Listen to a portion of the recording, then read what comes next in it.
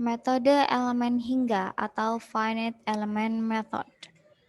Jadi, metode elemen hingga atau MEH atau biasa disebut dengan istilah finite element method atau FEM atau finite element analysis atau FEA adalah sebuah prosedur numeris yang bisa dipakai untuk menyelesaikan masalah-masalah dalam bidang rekayasa atau bidang engineering. Misalnya seperti analisa tegangan pada struktur, analisa perpindahan panas, elektromagnetis maupun aliran fluida. FEM atau Finite Element Method adalah membagi suatu benda yang akan dianalisa menjadi beberapa bagian dengan jumlah tertentu atau jumlah hingga atau finite. Bagian-bagian ini disebut dengan elemen yang setiap elemen yang satu dengan elemen yang lain dihubungkan dengan nodal atau node atau titik.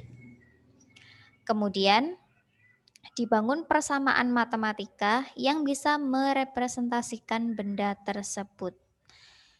Setelah itu, proses pembagian benda menjadi beberapa bagian itu disebut dengan proses meshing. Dasar-dasar pendekatan FEM.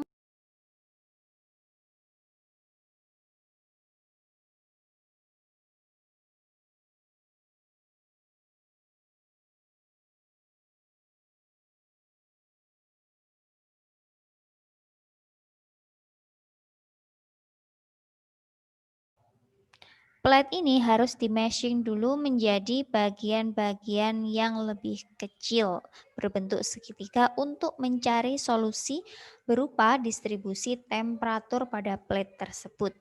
Nah, pada gambar yang ini adalah sebuah plate yang sudah di-meshing atau sudah dibagi kecil-kecil menjadi bentuk segitiga yang dihubungkan dengan node atau titik-titik tertentu.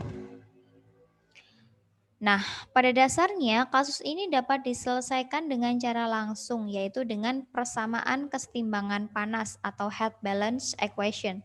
Namun, untuk beberapa geometri yang rumit yang melibatkan engine block ya, itu diperlukan FEM untuk mencari distribusi temperaturnya secara tepat.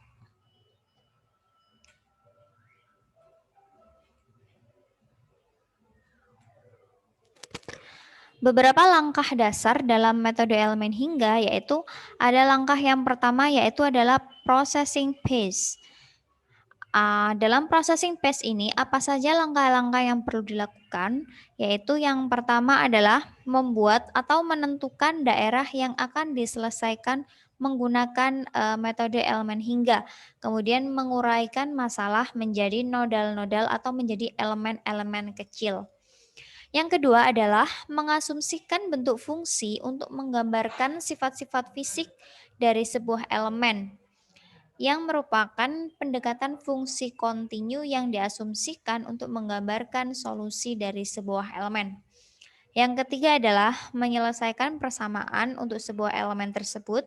Dan yang keempat adalah menyatukan elemen-elemen yang kecil tadi yang sudah di-meshing tadi untuk bisa menghadirkan atau menggambarkan keseluruhan masalah sehingga membentuk sebuah matrik kekakuan global atau diskritis.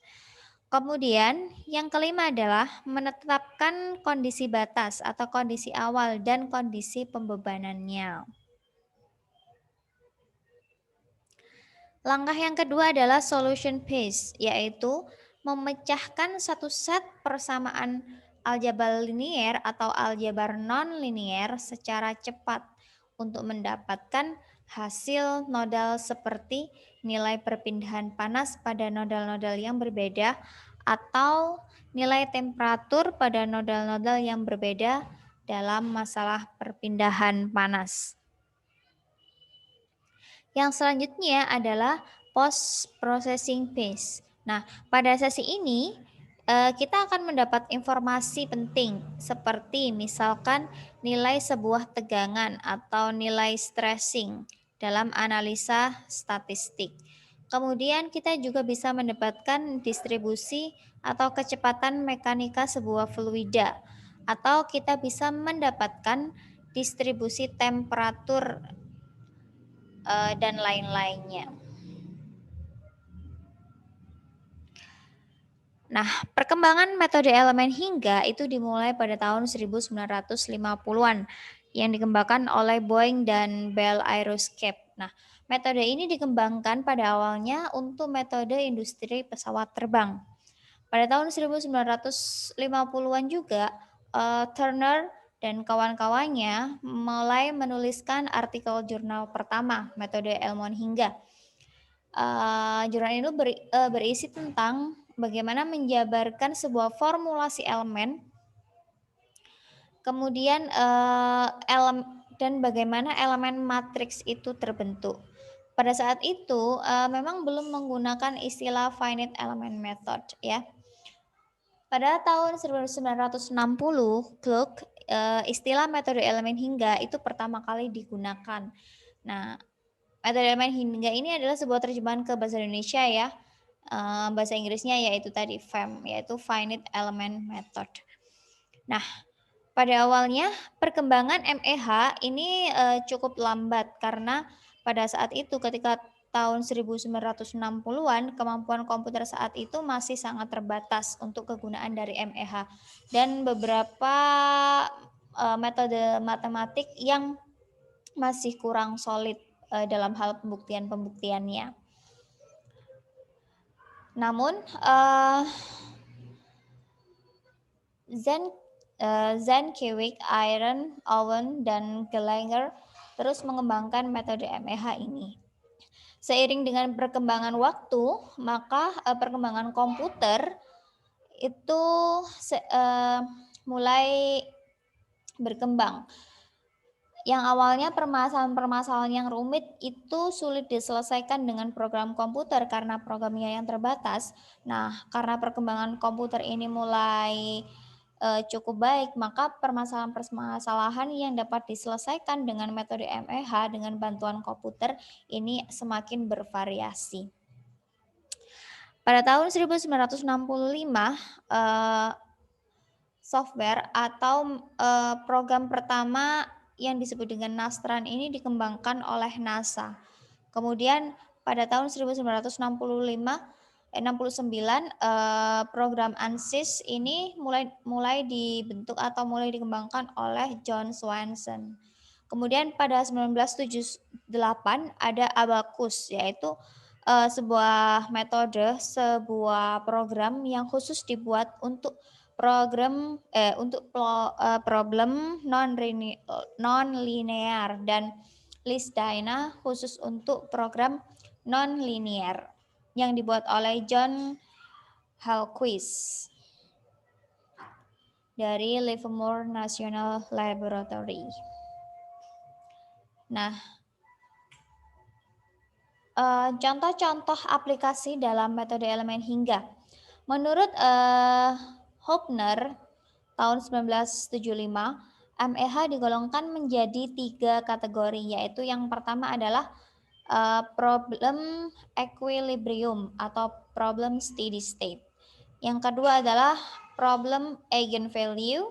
Yang ketiga adalah problem yang bergantung dengan waktu atau time dependent, atau nama lainnya adalah transient problem.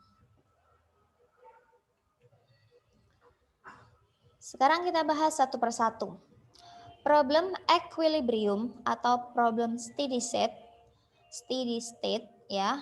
Jadi problem mekanika benda pejal. Jadi ini membahas tentang mekanika benda pejal. Misalkan perhitungan tegangan atau stres, atau perhitungan regangan atau strain. Contoh lagi misalkan problem perpindahan panas konduksi atau conduction heat transfer, atau perhitungan distribusi suhu. Yang ketiga adalah misalkan contohnya adalah problem mekanika fluida, tekanan, kecepatan, dan suhu fluida. Salah satu contoh problem equilibrium atau problem steady state adalah misalkan pada gambar yang sebelah kanan ini saya punya sebuah cerobong asap. Cerobong asap ini mempunyai lubang di tengah dengan panjang masing-masing sisinya adalah 0,2 meter ya atau 20 cm. Nah, cerobong ini dilapisi beberapa lapisan ya. Ada lapisan yang pertama yang berwarna putih ini dan lapisan kedua yang berwarna agak gelap ini. Nah, dinding cerobong ini terdiri dari dua bahan, yaitu ada bahan beton dan bahan bata. Jadi suhu di gas di dalam cerobong bagian dalam adalah 140 derajat Celcius ya.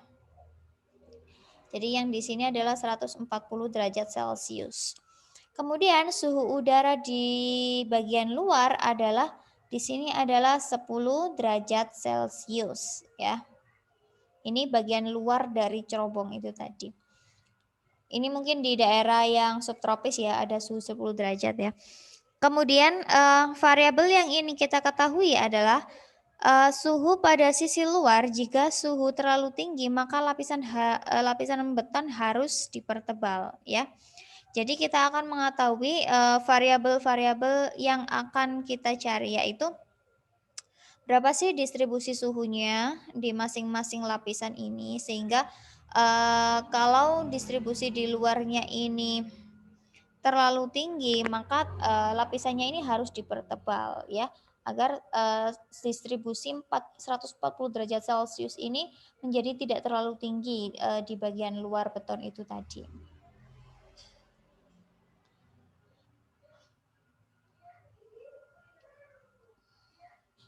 Nah, gambar yang C ini adalah gambar hasil dari distribusi suhunya. Jadi masing-masing lapisan ini mempunyai distribusi suhu yang berbeda-beda karena lapisan dari masing-masing ini berbeda tadi ya, terdiri dari beton dan bata. Nah, bagian-bagian dari lapisan ini kita bisa mengetahui distribusi suhunya dengan menggunakan analisis problem equilibrium atau problem steady state menggunakan metode MEH. Yang kedua adalah problem eigenvalue. Jadi, problem eigenvalue atau frekuensi natural atau natural frequency dan mode dari getaran atau vibration mode dari suatu struktur itu perlu dihitung ya. Jadi, para engineer yang merancang sebuah struktur atau sebuah komponen di mana terdapat beban dinamik atau dynamic loading, frekuensi natural dan mode vibrasi itu sebuah parameter yang perlu dipertimbangkan dalam tahap perancangannya.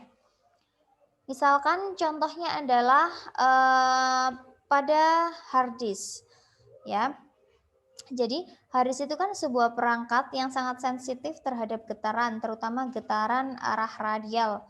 Jadi untuk merancang sebuah hard disk perlu diketahui frekuensi natural suspensinya. Kemudian frekuensi natural dari suspensi ini diperoleh akan bisa diperoleh beserta dengan mode vibrasinya dengan metode MAH. Jadi ini adalah salah satu problem eigenvalue yang bisa diselesaikan dengan metode MAH atau FEM, Finite Element Method.